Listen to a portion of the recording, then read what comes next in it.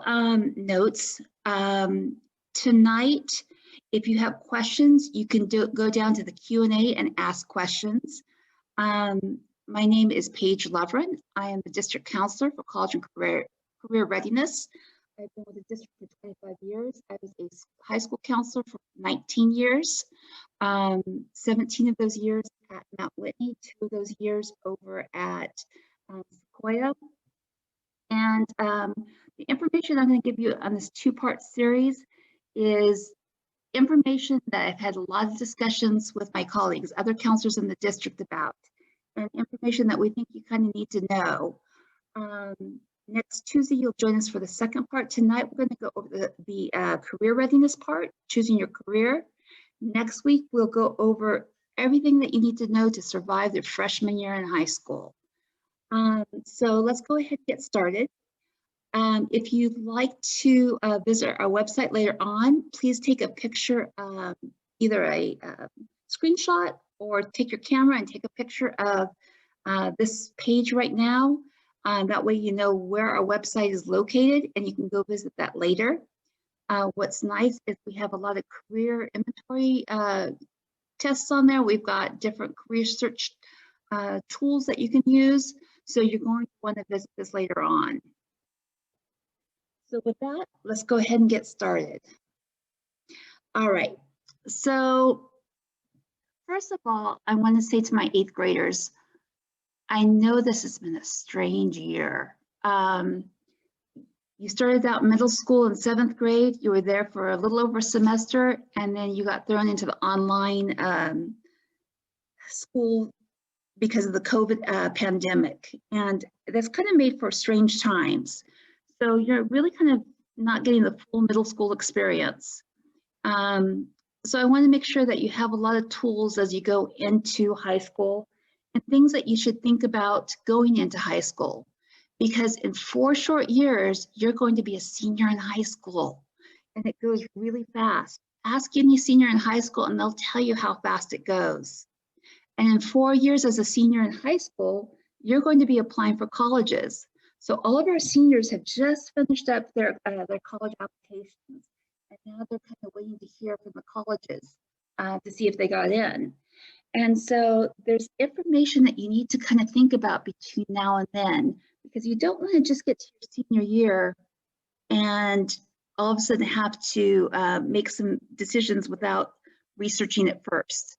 So that's what we're going to talk about today, just things that you need to think about, vocabulary that you need to know, tools that you need to know. Some of these you may have heard before. Some of the information I give you tonight might be brand new, but it's all valid information to get you to where you need to go. Think of it this way. Imagine this, you're 16, you've got your driver's license, you've got a car, and you're gonna do a trip all by yourself from California all the way to New York. There's only one catch, and that catch is you don't have a phone or a map or Google or any kind of indicator on what direction to go. How is that trip going to go? Do you think you're going to make it from California straight to New York that way without any direction? Or are you going to go all over the place? Are you going to go up into Montana, down to Texas, go in circles? Usually when I'm in the classroom, some kids say, I'll drive off a cliff, and that might be the case. So in this story, California represents you right now in 8th grade, and New York represents your life as a grown-up, say 35 years old. So you need a plan, you need a map on how you're going to get from where you are today to the life you want at 35. So take a moment and picture what that life's going to look like. Do you want to live here in Visalia? Do you want to live in a big city, another state? Do you want to live in an apartment or a big house or a little house or on the beach? What would you like to do with your weekends? All these are things that you need to think about. What kind of life do you want and what direction are you going to go forward with? So let's talk about how we start mapping out that journey. What kinds of things do we need to know now? And what things do we need to plan for the future? So when I think of it this way, first and most, you need to build a foundation. So here at Visalia, when we build a house, we usually build it on a cement foundation. And if the person building the foundation does a good job and puts enough cement and water and takes their time and puts it out right and lets it cure and get nice and strong, it's going to hold up that house that's going to last probably maybe 100 years. But if they rush through it and don't add the right ingredients or don't take their time and just think they can skip through things, eventually that foundation is going to crumble and everything it's holding above is going to come down with it. So I want you to think about 8th grade right now. As you're finishing up 8th grade, you are finishing up the foundation for your education.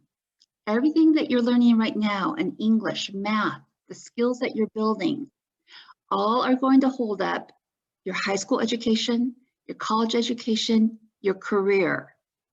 So don't rush through things thinking that if you just get through it and be done with it, it's gone. One of the things I used to see when I was a high school counselor, I would have freshmen that would come into my office that were failing their math class. And I would ask them, do you know your multiplication? And they go, oh, sure, no problem. I go, great, what's 6 times 8? And they'd stop and pause and they'd look quizzical and then they would look a little worried. Then they would get their fingers out and start counting. They didn't know their multiplication. They didn't know the basic foundation for math. And so when they were trying to go to the higher math, all of a sudden things were falling apart to them. So we used to tell the students, get some flashcards, 10 minutes a night, go through the flashcards, really make sure that foundation's strong. The kids that really built up those skills, their grades went up. The kids that ignored us, there were always kids that ignored us, didn't do the flashcards, and they ended up failing the math class. But the thing was, the very next semester, we would have to put them right back into that same math class again, because they couldn't go to the next level until they mastered that first class. So I want you to think right now, and this is why I asked you to get paper and pencil. What are maybe 3 or 4 things that you feel like that you need to really work on and make strong, like the foundation, before you go on to high school? I know if I were 8th grade, when I was in 8th grade, I would have said procrastinating was my worst enemy. That means I would put things off to the last minute. So my homework, instead of getting started early, I'd wait till the last minute. And then I'd wonder why I get the B or the C or even sometimes a D because I didn't put the time in. Some students would say math. I need to work on my math skills. Some would say reading. Some would say maybe asking questions in class or speaking up.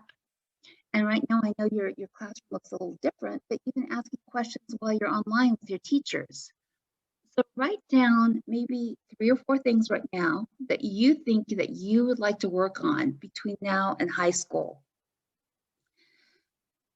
I'm going to give you just a minute to pause and think about that. And we're going to go on.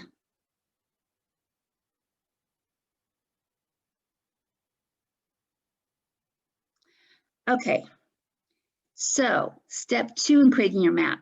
Skills and education equals choices. And this is what I can't stress enough. You must continue your education beyond high school to gain the skills and the knowledge that the employers are looking for.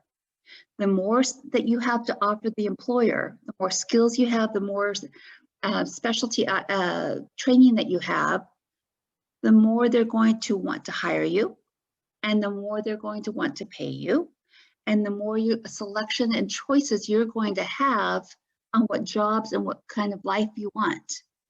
So I really want you to continue your education past high school. Here's the thing. Mom and dad can cheer you on. Your counselors can put you in the correct classes. Your teachers can be excellent and show you the way.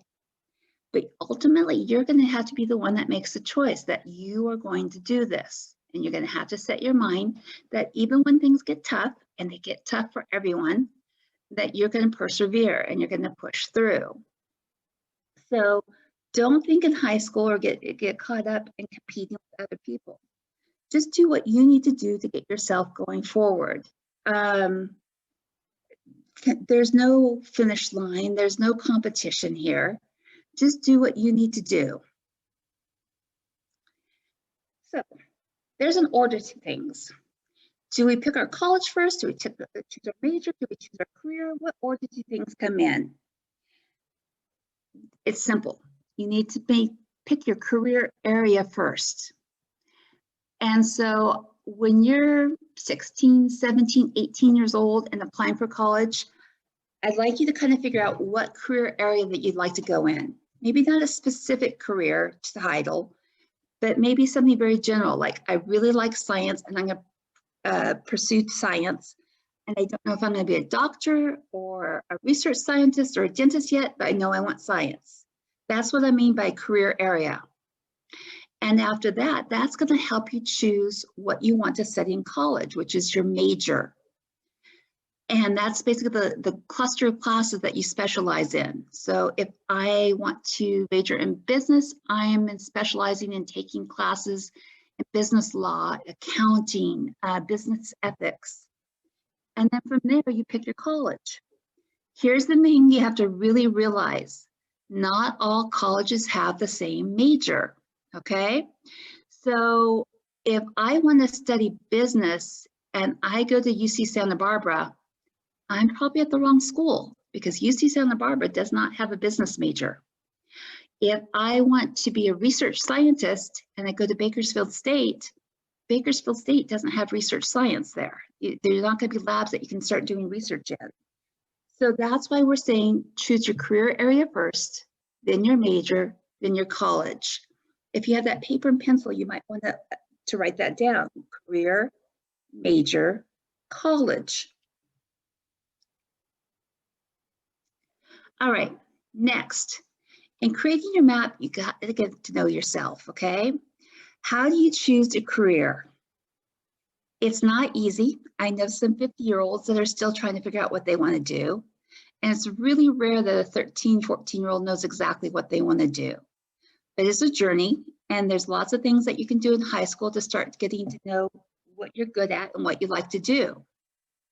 So think about what are your strengths? What do you like to do? What are you good at?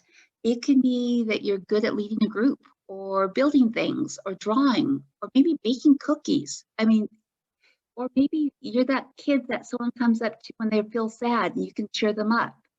These are all strengths. So I want you to kind of reflect on right now, what are your strengths? What are the things that you like to do? What do you do in your spare time? What are your hobbies? What are you drawn to? And think about what you really like to do. There's also some career inventory tests that you can take. If you go to that website I told you about earlier, you can go to this career website and they have what are called career inventory tests. And they will ask you all kinds of questions, like, do you like to be inside or outside? Do you like to work at a desk? Do you like to work by yourself, with a group, with others? And through these questions, they kind of come up with a group of careers that you might like based off your personality. So it's really worthwhile to go take some of this career inventory tests, maybe right now, and then again through the middle of high school and see if things have changed a little bit for you. Okay, so finding our career, we have to learn who we are and what we like to do. And like I said, those personality inventory tests will really help. You also can start talking to the people around you, your aunts, your uncles, your family friends. Ask them about their careers. What do they like about their jobs? What do they dislike? What kind of education and training did they get in order to be able to do that job? Sometimes part of choosing our career is part of choosing what we don't like too. So sometimes you might hear about careers and go, oh, that's really not me. Maybe that's a good thing. You've eliminated that. You've narrowed down what you'd like to do. Also, when you get in high school, you can do what's called job shadowing. I'm going to take a quick pause because I'm broadcasting from home right now and the dog wants out. So give me 1 second.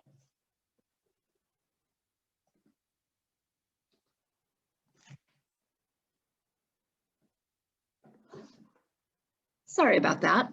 Okay, so job shadowing, this is what job shadowing does for you. Job shadowing is where you go follow someone in that career for a day and you follow them around and see what they actually do. Because sometimes when you read about a job and sometimes when you actually go out and see what the job is, they don't always match up. So the job shadowing gives you a clear indication of actually what happens at that job. So imagine this. I'm in high school and I like to help people. And so I decided I want to be a nurse. So I go job shadow a nurse and they take me around and I get to see them take someone's blood pressure and I get to see them take someone's temperature. And then we go into a room where someone needs stitches and there's blood, lots of it. And all of a sudden I realize I don't like blood and I think I'm going to be sick to my stomach because I've seen the blood. Well, maybe I shouldn't be a nurse. I don't think you'd want me as your nurse. This is a good thing. We found out before we went to college and started putting all that time and effort into getting that nursing degree that this really isn't a good fit. It would be terrible to go all the way through high school and college and get to your nursing program and all of a sudden realize, ooh, I don't like blood. So that's the benefit of doing job shadowing in high school. And if you're doing the Link Learning Academies, they have job shadowing tied into that. Also, if you don't do the Link Learning Academies, you can set up your own job shadow and go visit someone. We also have Ignite Your Curiosity. So every month we're sending out a newsletter to your parents. And the Ignite Your Curiosity is where we have different career speakers on a webinar. And you can join in just like you are tonight and hear them talk about their career, what they like about it, what they don't like, what kind of training, and you get to ask questions on the Q&A like you can tonight. So start doing the Ignite Your Curiosities and start hearing about the different jobs so you know what options are out there. I love Visalia. My kids went to school here. I grew up here. I went to San Francisco and lived there for a while, came back. The job opportunities are different in different cities. What jobs are available in Visalia are different sometimes than what jobs are available in San Francisco. So when you go to Ignite Your Curiosity, you might hear about jobs that you didn't know existed. Also, we have californiacolleges.edu. All of you as 8th graders have an account. You just go to californiacolleges.edu and you use your Visalia Unified email along with the password that was created for you. And it's usually VUSD all in capital, followed by your student ID number. And you can change the password if you need to, but it is your Visalia Unified email. You can go on there and they've got the career inventory tests and they've got all kinds of cool things that you can explore for colleges and what colleges have your majors. So that might be something that you'd like to check out. So what is a major? We kind of touched on this earlier. So major are the classes in college that train you for your career.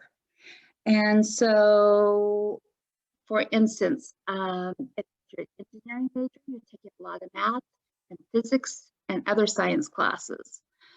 So that would be a good example. What is not a major is sports. So we have a lot of future athletes, a lot of kids that say they want to be athletes in college, and that's great. I think athletics teach you a lot of wonderful skills. But in order to go to college to play a sport, there's a couple things that you need to consider. First of all, a sport is an activity that you do in college. It's not what you study. What you're studying is the career that you want outside of sports, okay? And I know I always have some students that say, but I'm going to be the next NFL player, or I'm going to be the next NBA star. Yes, you might, But what if in college you're playing and you get injured and it's an injury that takes out your knee and you've got a tricky knee from now on and you can't play sports anymore? You've got to have a career plan outside of sports. It's not just about the sports. Although there are a lot of jobs related to sports, like a trainer, a coach, a referee, but it's not the major that you study in college. So, number 5 step is choosing a degree. So there's lots of options after high school, and I want you to choose one. I don't want you to go just high school to workforce. I want you to have that skill and that knowledge to offer your employer that's going to give you more choices and more options. So in terms of college degrees, you have a lot of options. You have a certificate program, which usually takes about 1 year of specialized classes to earn. So for instance, if I want to be a welder, I can go over to COS and take a years-long program, and I take all the welding classes there, and I get really, really good at the skill. And then when I go out to the workforce, they give me a certificate to show the employers that, yes, I'm trained, I'm ready to go, I have a skill you want to hire me. Associate's degree. This is a 2-year college degree, okay? So COS is our community college here in Visalia, and you can go there and get your associate's degree. So maybe I want to be a preschool teacher. I can go to COS and get my 2-year degree in early child development, and I am ready to be a preschool teacher. A bachelor's degree. This is a 4-year degree, okay? So there's a couple ways to get it. First of all, I want you to know all of your teachers have a bachelor's degree plus a teaching credential on top of it. And some have master's degrees also.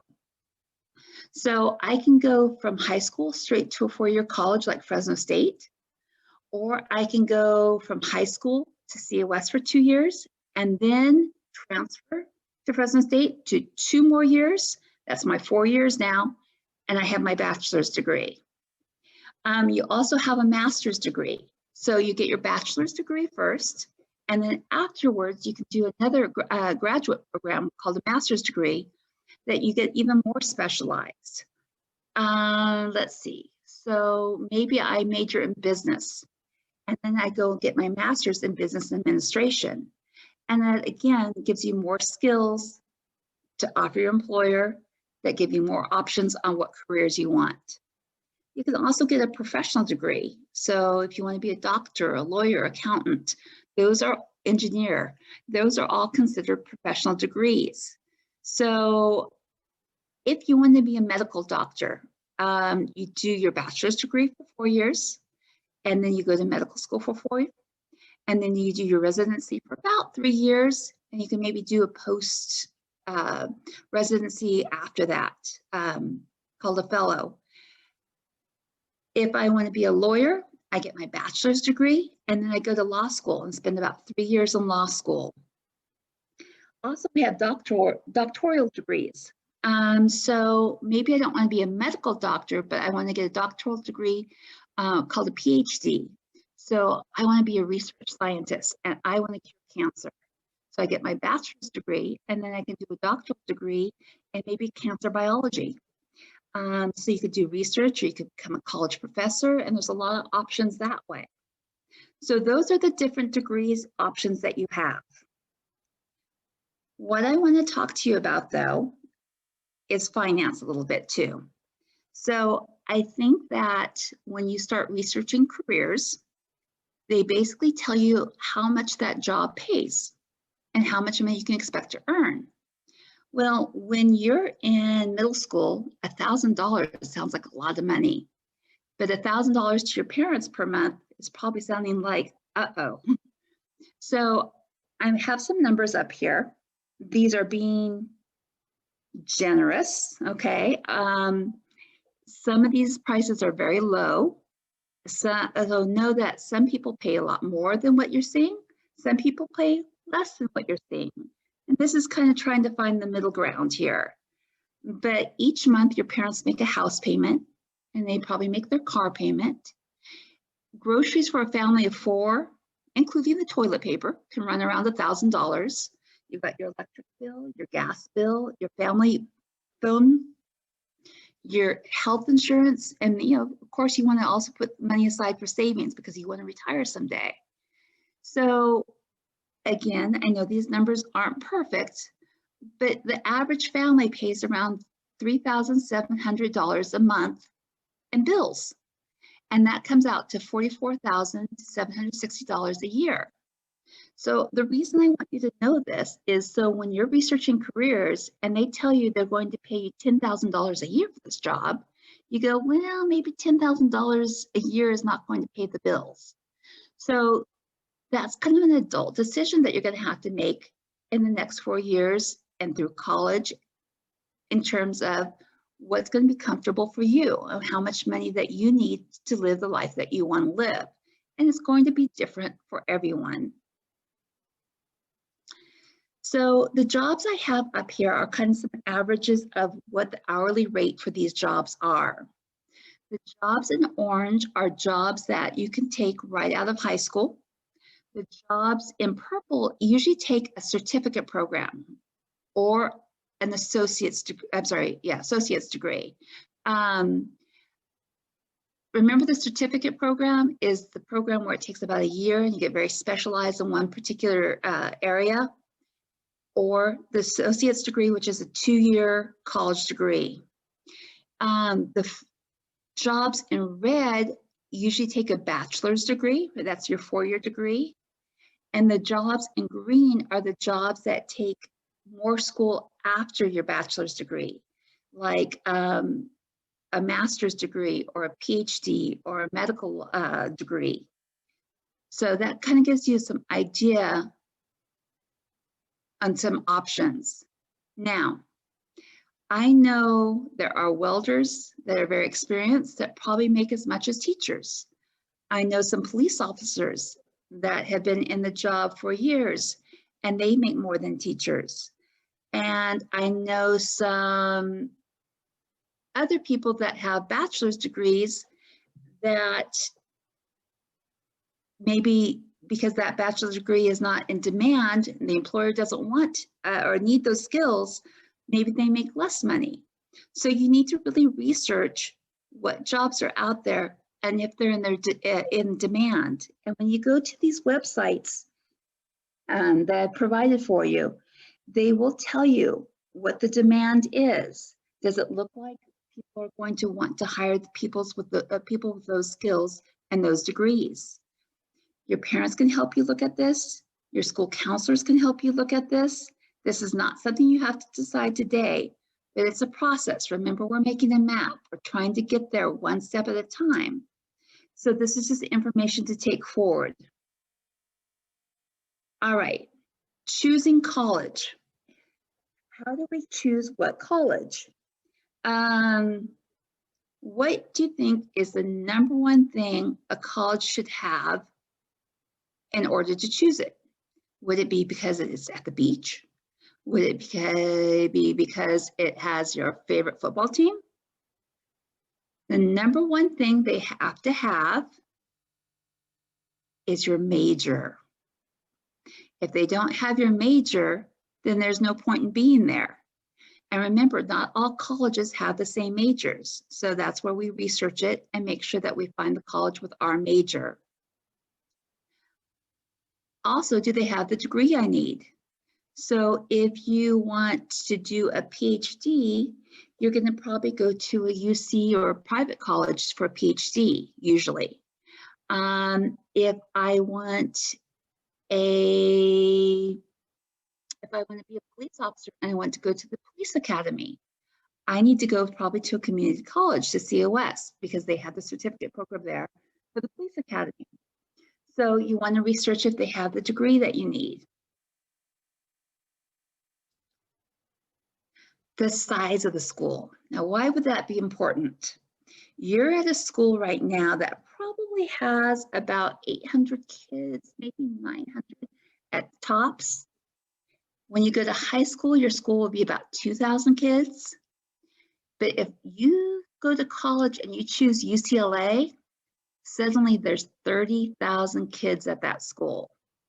So if I'm a really shy kid and a little bit of an introvert, would I want to go to a school with 30,000 kids? Maybe. Or maybe I might want to look at a smaller little private school like Fresno Pacific. Fresno Pacific only has 5,000 kids and the classrooms are a lot smaller and you get to know your professors a little bit more. Whereas when you're at UCLA, your freshman year, your classes are a lot larger and maybe you don't get to know your professor as much. So the size of the school might be important to you. How about location? Some kids like to be closer to home. They want to be able to drive over to COS and back home and be able to still be at home and see mom and dad. Some kids want to go across the country and go to school there. But I've also seen kids go across the country and get there and realize, I don't get to see mom and dad as much as I'd like to. So you have to decide what's important to you. And maybe you're a very independent kid and you're okay being away from home for longer periods of time. But that's something that you're going to have to decide fits for you. How about price of the school? Is that going to be important? Mom, dad are going to say, absolutely. So you're going to want to research the price of the school. Our community college here in Visalia, I'm going to talk about this in a few minutes, you could pretty much go there almost for free.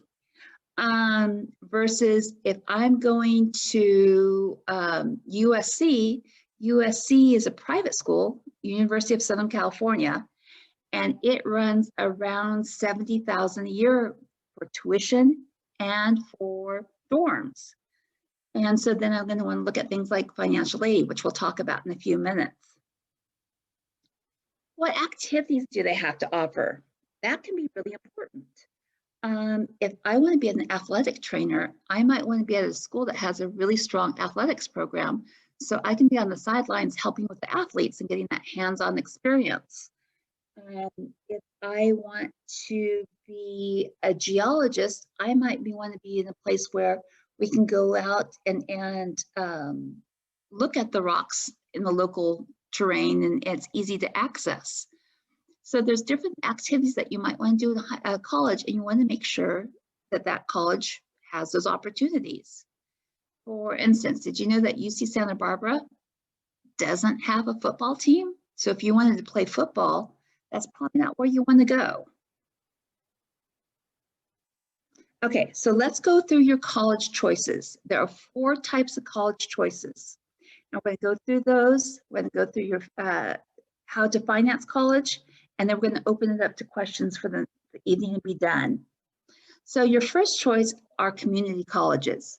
College of the Sequoias is one of the community colleges in California. And there are 3 things that you can do at COS. You can do a career technical degree, like a certificate that we talked about earlier. You can do an associate's degree, which is a 2-year college degree, and be done from there. Or you can start a bachelor's degree. So I can do 2 years at COS, and then I can transfer to a 4-year college, maybe Fresno State, maybe Cal Poly, maybe, maybe UC Irvine, and combine that to make my 4 years. So I do 2 years at COS, 2 years at the 4-year college, and I've got my bachelor's degree. So how do I get into COS? What are the requirements? High school diploma. You get your high school diploma, and off to COS you go. Our next option is the California State University System, the CSUs. So there are 23, I believe, CSUs. I think they added an extra, but 23, like Fresno State, Cal Poly, Channel Islands, Chico State, Long Beach State, San Diego State. So you have a lot of options there. The CSUs are the house schools. They give you that hands-on experience so that when you leave that college, that you have that experience to and the skills to offer the employer, and you're ready to go. Popular majors at the CSUs, they turn out more teaching certificates than any other college system in the United States. They're great for business, they're great for engineering, and they have a lot of science and social science options as well. So how do I get into a CSU? When I'm going through high school, I'm going to complete what are called the A to G requirements in high school. I'm going to go over this in our session next week, what the A to G requirements are. But for now, just know it's a list of classes they want you to take in high school, like English, math, science, that they want you to take. And when you take these classes, they want you to get C's and above in all those classes. And the higher your grades in these classes, the more likely you are to be accepted to that college. So you're going to want to have strong grades in high school. C's are great, but B's are better and A's are fantastic. It doesn't need to be straight A's, but you want a few A's, a few B's, you want a nice average in there, okay? If it's all C's, they're gonna say probably start at a community college and then transfer. Remember also your other option is to go to COS for 2 years and then transfer to a CSU. Our next option is the University of California, the UCs, UCLA, UC Berkeley, UC Davis. The UCs love maths. They love science. They eat it for lunch, okay? They like answering the question why. They're really about research. And their classes are based on the research that the professors are doing. They like the students to get involved and help out in the research labs. So it could be a science lab, it could be a psychology, it could be, for example, UC Davis has cows on their campus. And in the cow, they have a cow that actually has a hole on the side where they can get samples out of the cow's stomach to do research on that cow. So if you like math, if you like science, if you like those types of things, the UCs might be the school for you. So again, how do I get into a UC? You complete the A to G requirements also in high school. But with the UCs, know that the more A's, the better. They're very competitive at the UCs. They get people from around the world applying to them. So they want students with really strong grades. So the higher your grades in high school, the more likely you can get into a UC.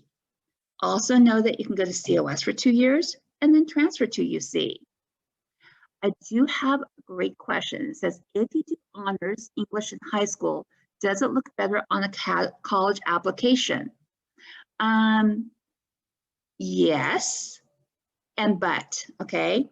Yes, if you're applying to colleges, honors and AP English classes are given more weight, and they'd like to see you take those challenging classes, as long as you're getting strong grades in them. Sometimes people are math people, sometimes people are English people. And so I had one child who was great at English, and she took all the AP English classes and did fantastic in them. And I have one child who's a math child, and he really concentrated on the math classes. But in his junior year, even though he took honors English his freshman and sophomore year, he decided to just take regular English his junior year. So it's a combination of factors. You want to take on challenges, but you want to make sure that you're not pushing yourself to the point that you want challenges, but you want to know,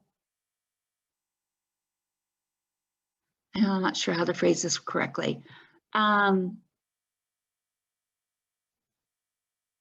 Take on those challenges, but don't feel like you have to be that math person or have to be that English person. Do what your strengths are and play into your strengths. Okay, I have a question. Which system offers art and technology majors? There are a lot of colleges that do. I think you could find an art and technology major at almost all the colleges that we talked about today. And so again, that's where that research is going to come in. What kind of art do you want? What kind of technology do you want? And what school best fits you? Also know that you're going to have the opportunity, in high school to go visit these colleges and see what the fit is.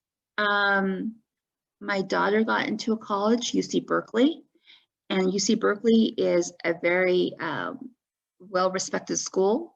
And she went to visit and walked around and realized it really wasn't the place for her. And so she chose another UC, UC Santa Barbara, and loved it. So visit, research, talk to people, and see what fits you best. We also have private universities, and there's a wide variety.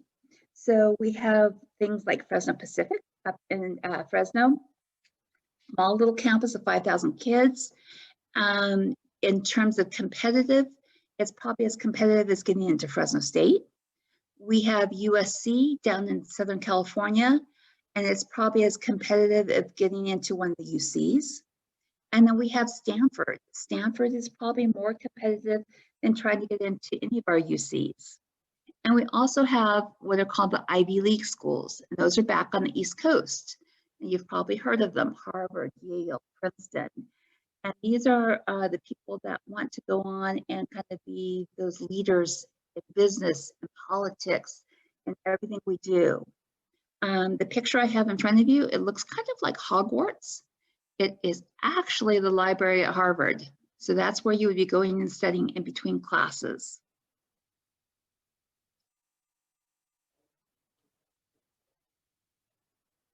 Okay, so how do we pay for college? There's lots of options, okay? First of all, maybe mom and dad have started up a savings account. That would be great. And maybe they have some money to help you through college that way. There's also financial aid. Financial aid is money from the government based on your family income. They decide whether you qualify. And they give you this financial aid, and it basically helps you through college, and you don't have to pay it back.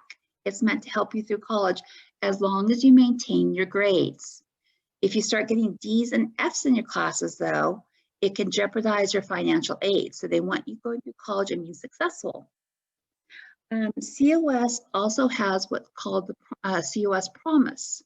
So if you're one of those students that maybe you don't qualify for financial aid, mom and dad maybe make too much money to be qualifying for that, you can fill out the FAFSA, and they will basically say that you don't qualify for the FAFSA, but COS then, once you do that, will give you the COS Promise, and it basically covers your tuition for the first 2 years of COS for free. So if you're a first-time freshman, you can go there free. You're going to still have to pay some fees, I believe, which are minimal, and your textbooks, but it's a pretty sweet deal. The UC system has what's called the Blue and Gold Scholarship. So if you qualify for financial aid and you apply for the UC Blue and Gold Scholarship through financial aid, it covers your tuition. You can also do a part-time job. So I have a colleague whose son went to San Jose State, and basically it was up to him to pay for his college on his own. And so he rented the bedroom from a family friend and stayed there. And then from there, he did his classes during the day, and he worked at Michael's Craft Store full-time as a manager at night, and paid for his college tuition going through that way. We also have student loans. So student loans are basically borrowing money. So when you borrow money, you have to pay it back. So that's probably the thing that you want to do last. You want to try to do financial aid for the part-time job, do the savings, and then do student loans only at the only if you have to at the end. Okay, so how hard, we have a question from the audience. How hard is it to get a UC Blue and Gold Scholarship, and how many are there? So basically my understanding is the UC Blue and Gold Scholarships go to anyone whose income is below $80,000 a year. So if you're in within that parameter, usually you qualify. All right, so, oops. That leads us to the end of the evening, and that opens it up to your questions, although you've had some great questions so far. After going through all of this, Do any of you have any further questions? Go ahead and go down to the Q&A and you can just type in your question right there.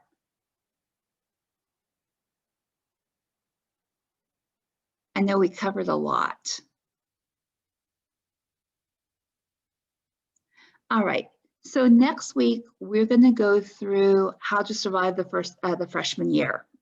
And then we need to also cover the A to G requirements, the high school graduation requirements, talk about how to get involved, and the different things that you need to be aware of going to high school.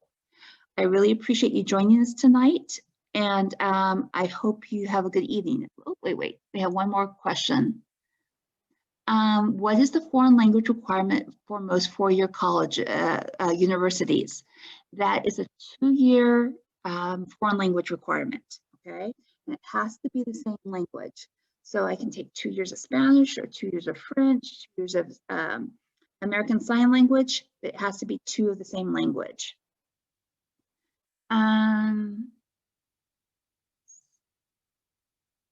Look at another question there.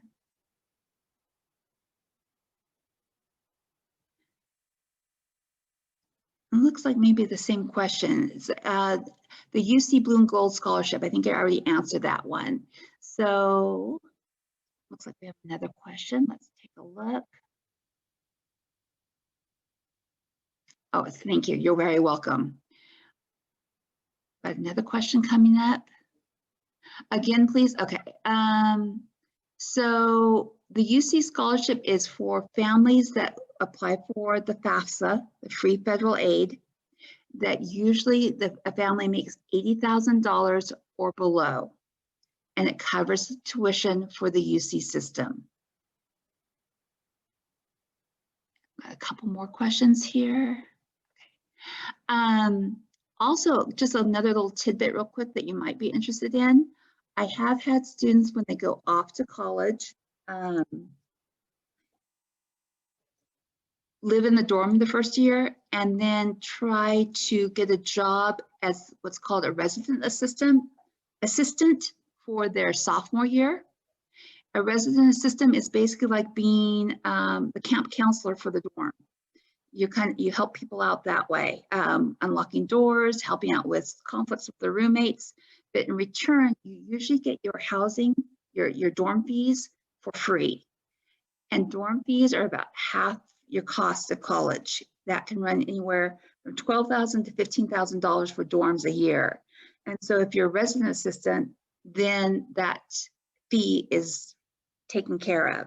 And that cuts your cost usually in half. So that's something to kind of keep in mind as a money saver. Are there any other questions before I leave you this evening?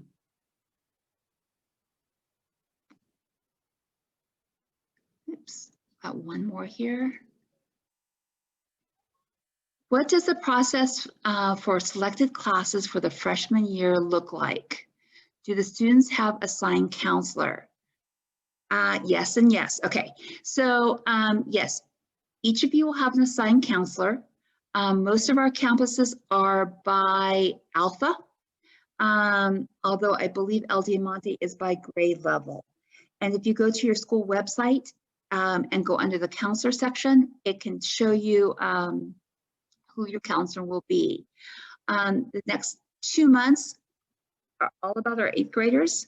Next week, we're going to have on Wednesday and Thursday, we're going to have the Link Learning Parent Recruitment Night. So you can hear about all the Link Learning Academies. To sign up for that, the newsletter I sent out for you has a link, plus another newsletter with those links will be going out on the 13th and the 19th to register for the events. The high schools will be also reaching out to you and talking to you in the next month and a half about registration, how to register, and how to get your choice classes in there. Let's see. When does the class selection process occur? So sometime in February is when the class selection occurs. Maybe at the very latest, the beginning of March. Know this, whether you're the first person to put in your request or the last person, it doesn't matter. We just put, this counselors just put the request into the computer right now. And then in June, the assistant principal hits the magic button and everyone goes in scheduled at the same time. So it's not like if I'm scheduled March 1st, I get first choice at the classes, and March 30th, I get the last choice. It doesn't work that way. So don't worry whether you're first or last to get your choices in there. It doesn't get scheduled till June, so don't worry about that part. Any other questions or I need to answer for you this evening? All right, you guys have had some great questions, and I really appreciate your time tonight. And we'll see you next Tuesday to go over all the fun things to get you through your freshman year. Everyone have a good evening, and we'll see you next week. Bye.